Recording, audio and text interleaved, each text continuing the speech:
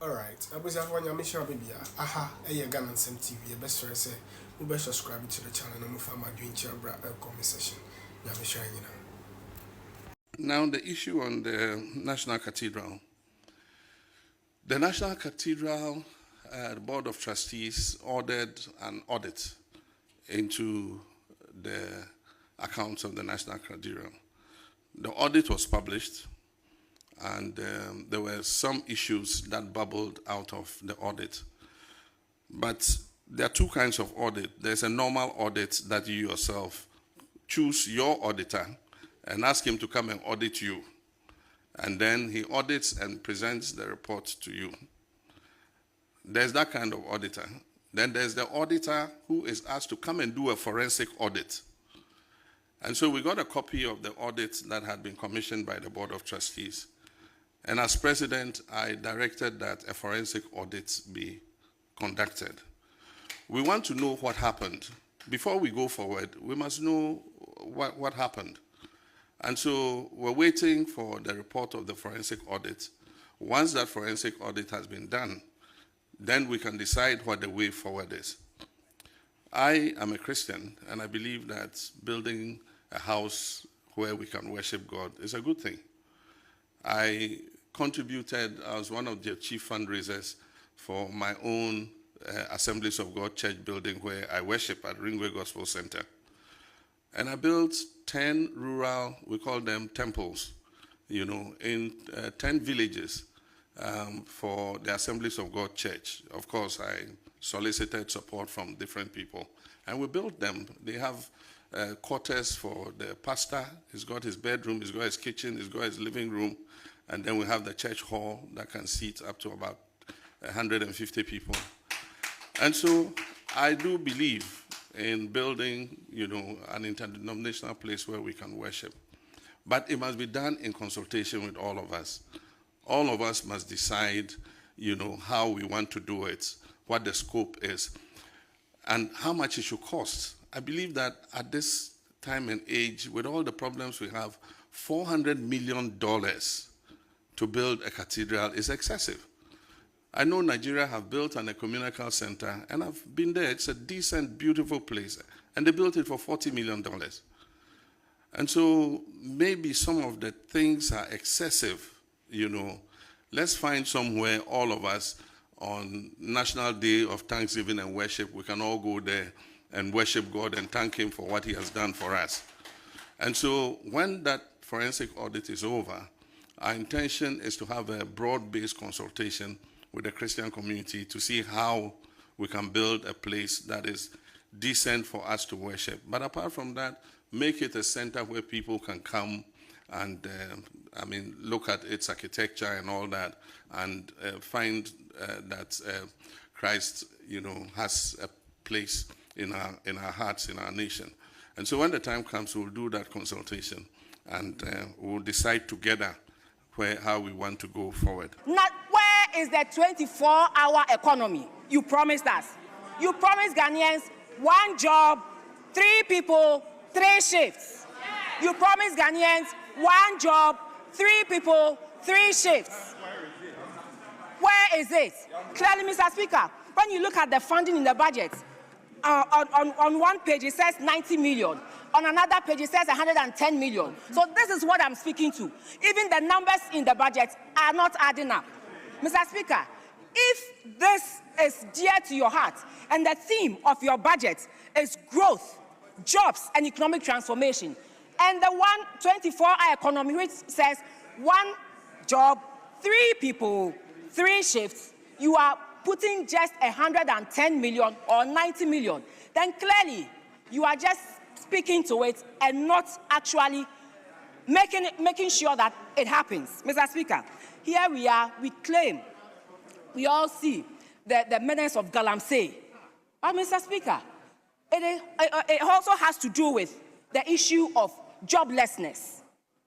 In as much as we're trying to reduce the menace of Galamsey, Mr. Speaker, the youth were promised jobs. The youth were promised jobs. So, Mr. Speaker, I expect us to do more. And if the theme of the budget says growth, jobs and economic transformation, then the numbers here are not telling that story. Because after all said and done, it is the numbers, it is the money, the allocation that you put into it that will see to the implementation of your policy. So, Mr. Speaker, that has also been found wanting. And then, Mr. Speaker, there's another important thing that I believe that we should all avail our minds to. Mr. Speaker, that has to do with the fight against illegal mining, popularly known as galamsey. Mr. Speaker, in the same budget, paragraph 1009, the minister said that the devastation caused by illegal mining has gone far beyond economics. It threatens our survival. That is what the minister said. It threatens our survival. So, Mr. Speaker, if something threatens your survival, what are you supposed to do? You are supposed to fight it to make sure you survive. And how can you fight it when, with a ministry of 2.1 billion budget, you only give the agency to fight it 150 million Ghana cedis, Mr. Speaker? 150 million Ghana cedis out of the 2.1 billion budget given to the Ministry of Lands and Forestry. Mr. Speaker, when I compare it to the total budget, when you take out your compensation and you compare it to the total budget, 150 million, you compare it to the total budget, the contribution is 0.003%. 0.003%, Mr. Speaker. So how can you say that it goes beyond economics and it threatens our survival? If you put such an amount in there, are you telling Ghanaians that you are fighting it, or you are just putting out words and playing with Ghanaians? Mr. Speaker, like I said, the galamsey issue also has to do with jobs. And so we were thinking that beyond that, government was going to put some monies into the alternative livelihoods so that you can take them off the galamsey and find some jobs for them to do. Mr. Speaker, in this same budget, you look at the monies that were allocated to the alternative livelihoods, just 35 million Ghana cedis. Just 1% of the 2.1 billion Ghana cedis under Ministry of Lands and Forestry. Now, Mr. Speaker, we all know, the minister has also quoted, that this threatens our survival. Our major rivers are recording very high turbidity levels, and which is far above the WHO guidelines for safe drinking water. Our rivers are polluted and they are poisoned. Mr. Speaker, the media reports that there's rising still beds, there's increased cancer and chronic diseases, farmlands rendered sterile, and fish stocks shrinking and malformed. Mr. Speaker, and so if you say that it threatens our survival, I don't expect you to put 0.003% of the total budget into something that threatens your survival. Mr. Speaker, the galamsey menace is a war. If it's a war, then this budget, Mr. Speaker, this budget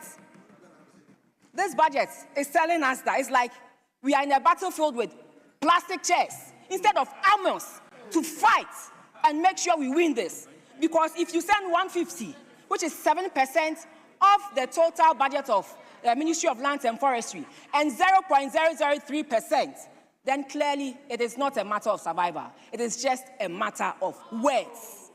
Words, fluffy words, that don't have any meaning. But, Mr. Speaker, we need to rise above that. This is hurting us. This is killing us. This is poisoning our food. And so we need to do something more than that. I expect that before we approve this budget and pass appropriation, the minister would have amended the monies given to fight galamsey and also to improve on the alternative livelihoods of people who are weaned of galamsey. Yeah. That is when you can tell me that this is really threatening our survival, and so you're doing something about it.